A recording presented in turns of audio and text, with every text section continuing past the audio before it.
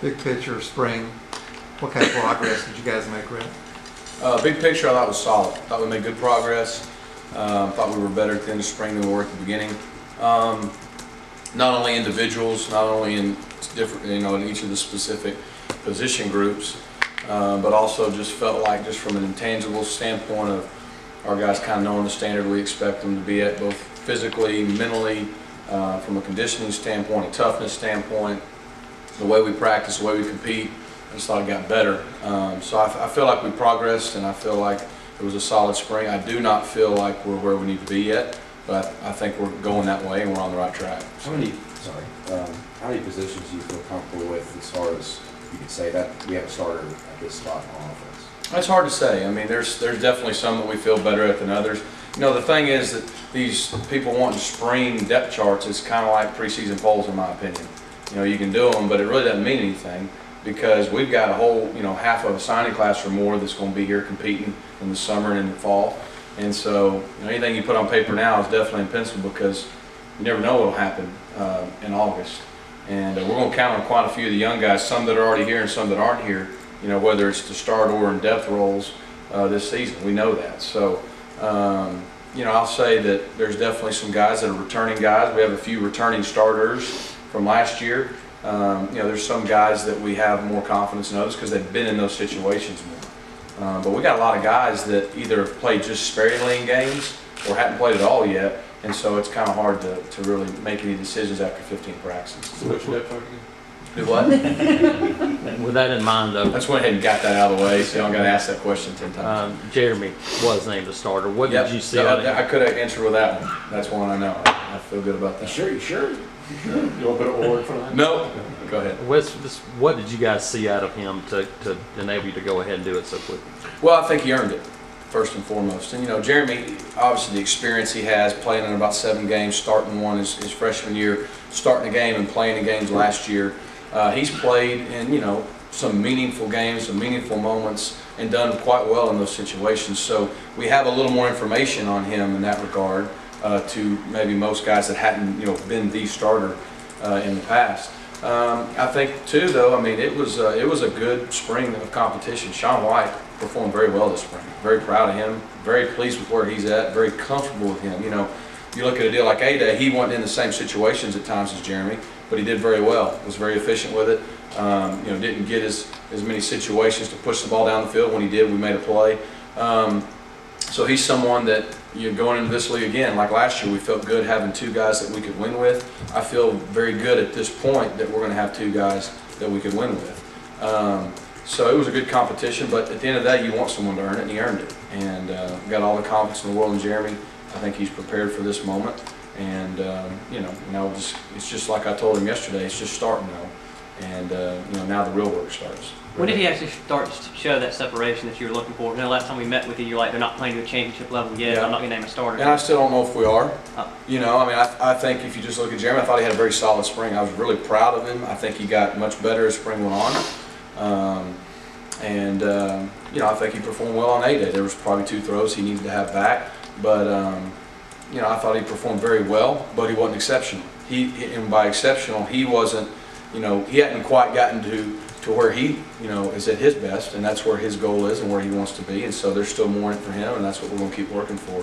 But was proud of the way he performed, proud of the way Sean performed. I just think probably somewhere around the second main scrimmage, it wasn't as much what Sean didn't do. It was just more of, Jeremy's got all that experience, and he's been there, he's done that, and you can just tell that, he's ready.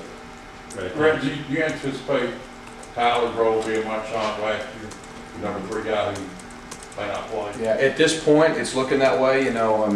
Right now, those are the 3 scholarship guys that we have playing quarterback full time. So,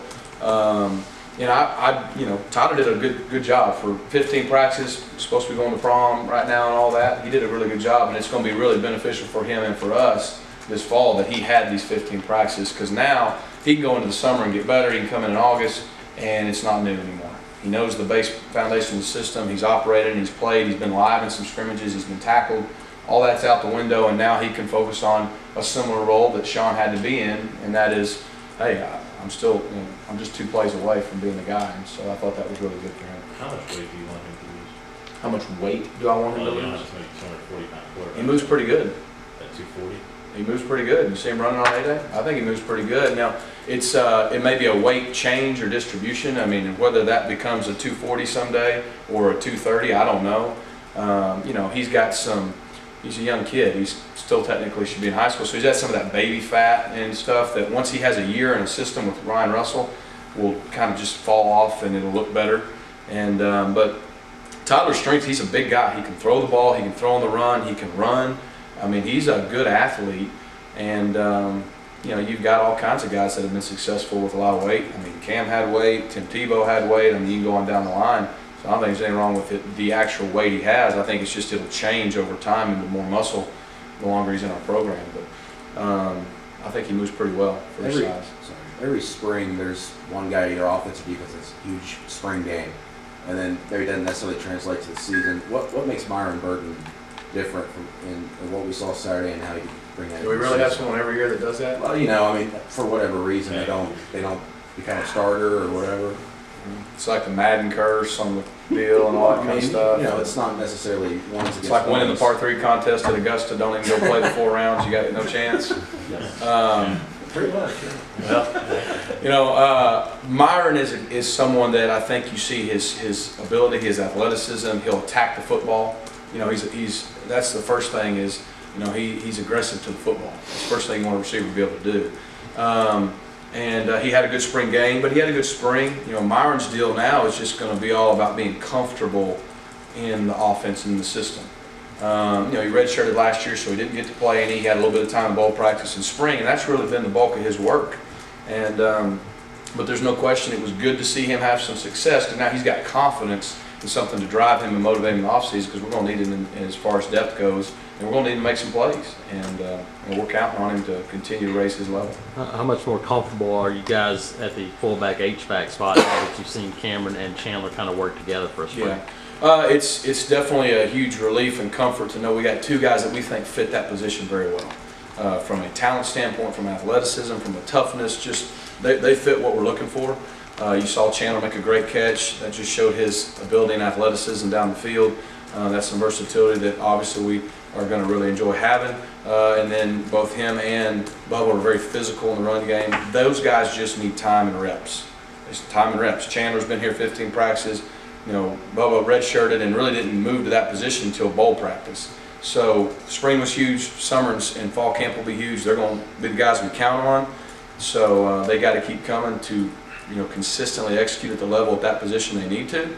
But they've got the intangibles and the physical tools you want, and you know, we're really excited about, you know, those 2 developing there. How much did they work at the traditional tight end kind of position here? They did some, and they probably do more in the summer and fall, but not as much this spring, as because we really wanted to get really comfortable with one position first. Instead of saying, hey, learn this spot, learn this spot, learn this spot, let's get really good here, and then once you got that mastered, we'll start to add to it. And so we really focused this spring almost primarily on them as H-backs, and I think that'll be, you know, good for us in the long run. How did Chris progress at tight end? He got better. You know, one thing I noticed about Chris is he was much better this spring than he was even in bowl practice. So that was a positive. You know, his whole thing is he needs to just get a little stronger, put on a little weight this summer, and you know, he knows what his role would be. He's got to be a guy who can really do well in the run game and in protection. And there'll be times he catches some balls, but you know, he knows what his role needs to be. And I look for him to have a good summer, and so he can help us out. You know, look back to Jeremy for a second. How much do you look at when he, like say a couple weeks ago, talks about throwing for 3,000, rushing for 1,000? Do you look at what Ryan did, and obviously you're familiar with that in this offense? So, do you think he can do what Ryan did, or wasn't rushing for 1,000, 500, but he was throwing for 3,000 and 4,000 yards? Do you think Jeremy can do that? I think the numbers and all that, that's just Jeremy. He's got confidence, which is good, and he has high expectations of himself. But I don't really care how many yards and stats he throws for and runs for. And, you know, deep down, he doesn't either as long as we're winning. And so I want him to continue to improve to be the best he can be, because I know what I think the best he can be is. And so if he'll just focus on that, all that other stuff will take care of itself. I do think he has a chance to be as good as he wants to be. And, you know, that's my job to help him get there. And, of course, I know he's got the work ethic and the drive to put in the work, so we'll just kind of have to see where it goes. So no 60% or anything like that? Do what? No 60%, 65%? 65. 70. Yeah. In conference games, we might have been there. That he was all right. He was, yeah. Okay. I was just Touche. wondering about Javon. Only got to see him for a couple of series. What did you see throughout the spring that really gives you some really good confidence about him and Rock going at it in August? And I think you can't leave Peyton out. I mean, you look at spring game, Rock had some good explosive runs, some kind of wow runs, making guys miss. He had a long touchdown run. I thought Rock played a very good spring game. I thought the spring game was his best of the scrimmages we had. And I think you can tell that he's working with Coach Horton and just, hey, get downhill. And then once you get into those second and third levels, you can be Rock. But you got to get started first. But Peyton Barber was physical, man. I mean, he was running over good players like Casanova McKenzie and Rudy Ford. And the way he finished like an Auburn running back finishes runs. And then Javon, you know, he might not have had the stats in the A-Day game, but he had a good spring. You know, really for all three of those guys, you know, we're going to count on all three of them. No one's really separated themselves. They've all three done really good things. It's a good problem to have for us because we got three guys we think we can count on in this league. You know, Javon specifically, you asked about him. I just want him to be more urgent now. He knows, you know, he's got his feet wet. He's had 15 days. He knows the system. You know, by the time the summer's over, he comes in August. All the mental stuff should be out. He should be able to go play football. And so just looking for that urgency, and he should have it because he's a junior college kid. So he doesn't have 3 and 4 years that some guys have. And I have no doubt he'll have it. And then with all three of those guys, consistency and protection. Who can protect consistently is the guy who's going to play the most. The biggest positive for the whole spring for us, and this goes to those three kids and to Coach Horton, is all three of those running backs, we did not have one fumble, not even a fumble recovered on the ground in a scrimmage situation. Not one time did any of those three guys on A-Day or any of our other scrimmages or live team settings ever put the ball on the ground.